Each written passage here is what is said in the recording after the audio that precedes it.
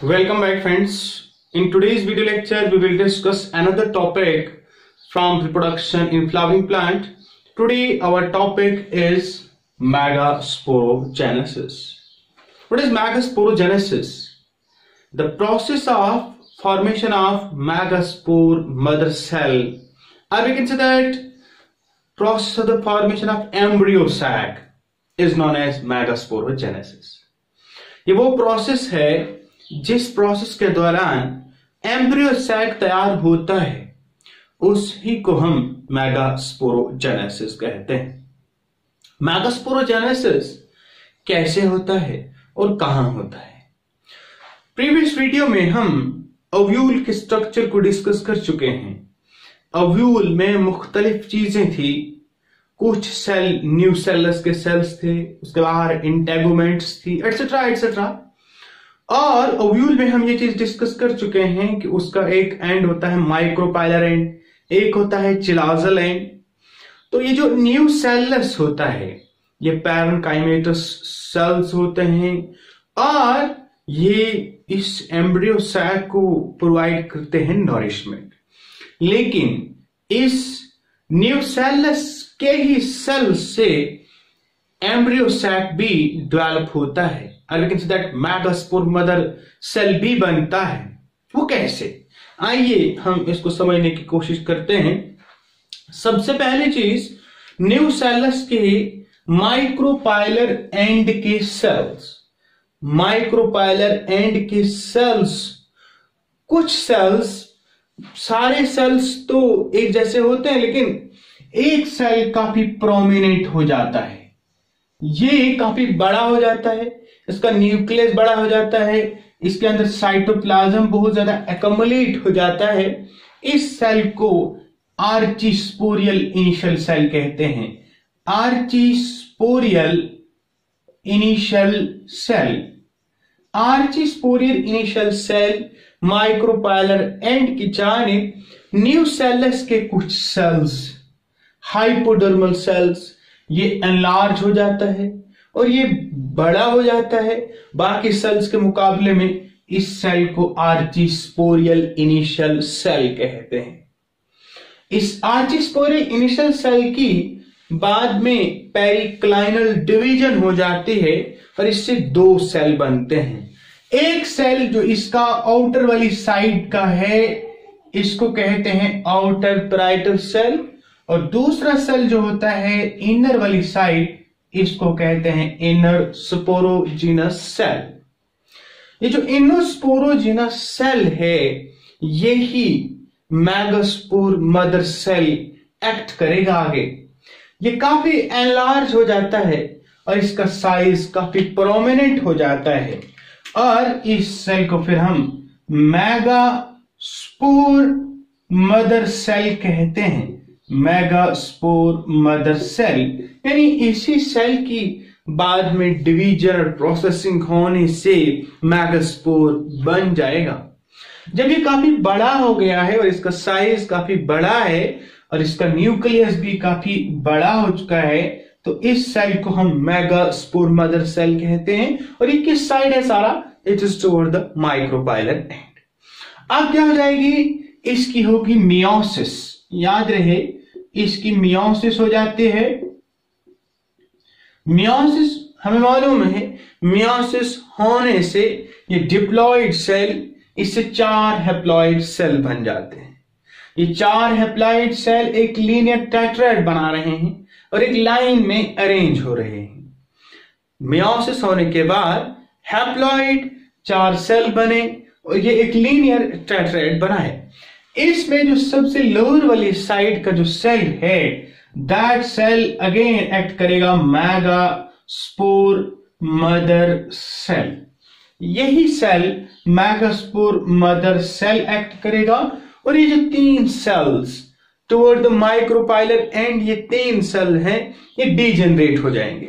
ये इस तरह से आप देख रहे हैं ये तीनों सेल डीजेनरेट हो गए हैं एंड इधर टुवर्ड द माइक्रोपाइलर एंड। और ये सेल लोअर वाली side that is toward the chalazal end, ये मेगास्पोर मदर सेल एक्ट करेगा।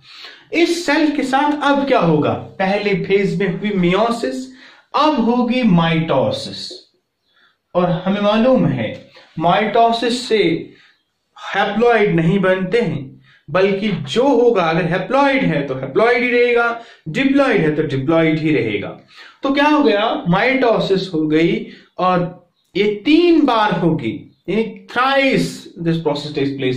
ये पहले स्टेप पे हुआ और इससे 2 न्यूक्लियस बन गई, दूसरे स्टेप पे हो गया तो यहां पे क्या हो गया, यहां 4 न्यूक्लियस बन गई, तीसरे स्टेप पे जब हो गया तो यहां पर कितने बन गए, 8 न्यूक्लियस बन गए।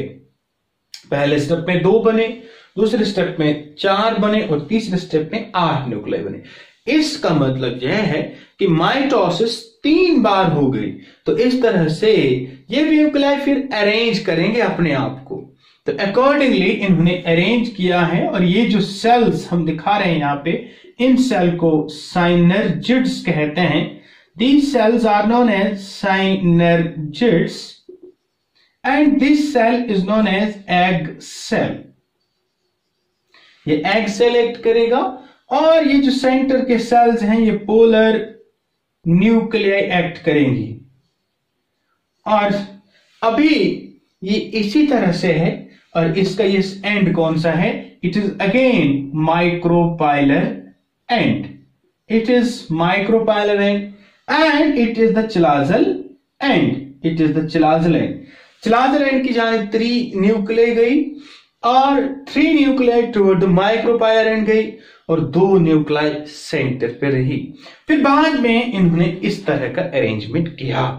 इसको हम अब इस तरह से टर्न कर रहे हैं, this is the micropylar and this is the chalazal end. क्या हो गया, माइक्रोपाइलर एंड की जानिब ये जो 2 सेल्स हम दिखा रहे हैं, ये 2 सेल्स इनको कहते हैं साइनर्जिड्स, और ये जो एक सेल है इस सेल को हम कहेंगे एग सेल। इस सारे को कहते हैं एग एपरेटस। ये जो साइनर्जिड्स होते हैं इनमें फिलीफार्म जैसा एपरेटस यहां पे लगा हुआ है, इस तरह से थ्रेड लाइक स्ट्रक्चर्स। इसका क्या काम होता है, जब पोलन ट्यूब यहां पे आते हैं और पोलन ट्यूब पहले साइनर्जिड्स में एंटर करेगी, तो पोलन ट्यूब को रिसीव करने के लिए थ्रेड लाइक स्ट्रक्चर्स होते हैं। बाद में पोलन ट्यूब के अंदर जो मटेरियल होता है वो रिलीज होता है। बेसिकली उसमें 2 मेल न्यूक्लियाई होते हैं, तो एक मेल न्यूक्लियाई इस एग के साथ फ्यूज होती है तो बनाती है जाइगोट, दूसरा मेल न्यूक्लियाई फ्यूज होता है इस सेंटर वाले सेल के साथ तो बनाता है एंडोस्पर्म। ये जो सेंटर में अरेंज सेल हो गए इनको कहते हैं पोलर न्यूक्लियाई, और we can say that polar cell भी इसको कहते हैं। और ये जो अपोजिट एंड पे 3 सेल अरेंज हो गए, चलाजल एंड पे 3 अरेंज हो गए, इनको कहते हैं एंटीपोडल।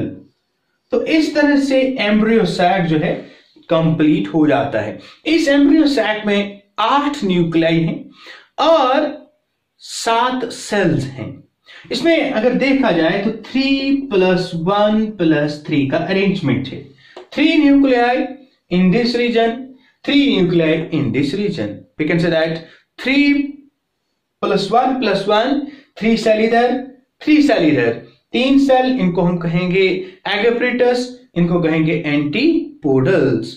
और सेंटर वाले cell it is known as polar nuclei. It is 3 + 1 + 3 arrangement. This type of embryo sac is the polygonum type. Polygonum type of embryo sac, and 70% of the endospermic families के अंदर ये polygonum type of embryo sac होता है। एक बात और important वो ये है कि अब जब मियोसिस हो गई, यहां पर जब मियोसिस हुई थी और मियोसिस के जरिए से यहां 4 सेल बने थे, 3 डीजनरेट हो गए, तो एक ही cell megaspore mother cell act कर रहा है। तो इस एक सेल से मेगास्पोर बनना, इस प्रोसेस को कहते हैं monosporic. It is known as monosporic. Monosporic, अगर इसमें से 2 यूज होंगे तो उसको कहेंगे डाइस्पोरिक, 3 होंगे तो ट्राइस्पोरिक, अगर 4 होंगे तो टेट्रास्पोरिक प्रोसेस उसको कहेंगे। तो this is how the megasporogenesis takes place. Megasporogenesis का मतलब क्या था? The process of the formation of megaspore mother cell is known as megasporogenesis. जल्दी जल्दी रिपीट करते हैं। हाइपोडर्मल सेल्स न्यूसेलस के माइक्रोपाइलर एंड की जानिब ये एक सेल काफी एनलार्ज होता है, उस सेल को आर्चिस्पोरियल सेल कहते हैं। उसकी डिवीजन होती है, दो सेल बनते हैं, एक सेल का नाम outer parietal cell, inner cell का नाम inner sporogenous cell. Inner sporogenous cells काफी एनलार्ज हो गया और ये मेगास्पोर मदर सेल बनाता है। ये मेगास्पोर मदर सेल की मियोसिस होती है और इससे 4 सेल बन जाते हैं, 3 माइक्रोपाइलर एंड की और 1 चलाजल एंड की जानिब। ये जो 3 माइक्रोपाइलर एंड की जानिब ये डिजेनरेट होते हैं और ये जो चलाजल एंड की जानिब यही मेगास्पोर मदर सेल एक्ट करता है। इसकी माइटोसिस होती है और 3 बार डिवाइड होने के बाद 8 न्यूक्लियाई बनते हैं। वो अपने आप को अरेंज करते हैं इस तरह से कि जो माइक्रोपाइलर एंड की जानिब एगोप्रेटस बनाते हैं 3 सेल और चलाजल एंड की जानिब एंटीपोडल 3 सेल बनाते हैं और सेंटर पे जो सेल अरेंज होते हैं उनको पोलर न्यूक्लियाई कहते हैं। This is all how the megasporogenesis takes place. It's very important question, very important for examination point of view. अगर आपको वीडियो अच्छी लगती है तो लाइक कीजिए, वीडियो के अंदर कोई क्वेरी रहती है तो उसको कमेंट सेक्शन में लिख लीजिए और वीडियो को ज्यादा से ज्यादा शेयर कीजिए, ज्यादा से ज्यादा स्टूडेंट्स तक ये वीडियो पहुंचे। Thank you.